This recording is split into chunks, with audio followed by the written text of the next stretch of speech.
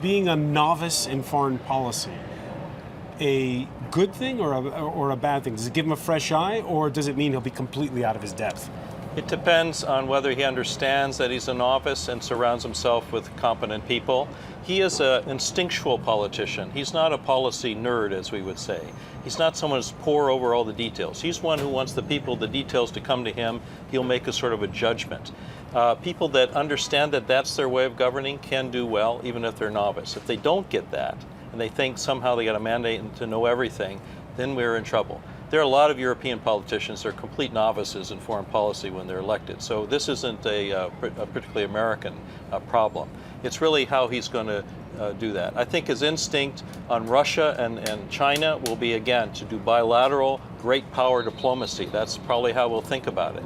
He has said he wants to. What does that mean? That great means power diplomacy? well, that means engaging with Mr. Putin. He has already said, wouldn't it be good if we got along? Do you like the fact that he got that hearty letter of congratulations, that there were cheers in the Duma when they heard the election result? What is your reaction to that? I think many Americans are aghast at that, especially since 17 U.S. intelligence agencies said the Russians were interfering in our election. But I think he would say, I don't want to be in your business, you don't want to be in my business, let's sort of cut each other some slack and let's move on. I think that's deeply troubling for certain parts of the world of how that might go. I think that is very important, because I think that Putin respects Trump. I think there's a sense of these are two strong men. Respects him, or thinks that I think there's a here's this new guy, I can toy with him? No, I think there's a healthy respect, because I think that they both are sort of these alpha males.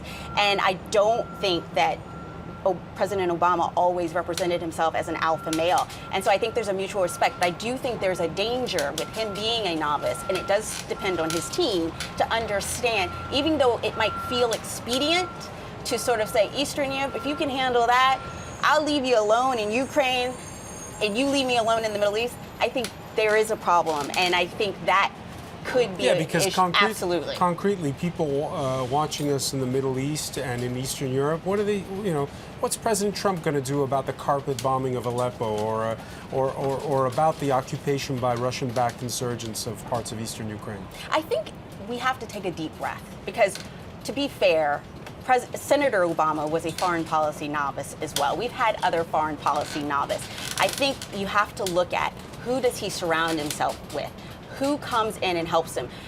And we have no idea, right? Well, because he's never worked with anyone before on anything. Well, he does have Senator Jeff Sessions, who is a member of the Armed Services Committee, and he has been behind him the entire time. He does have Newt Gingrich as a close advisor. He does have some people that are steeped in these issues. But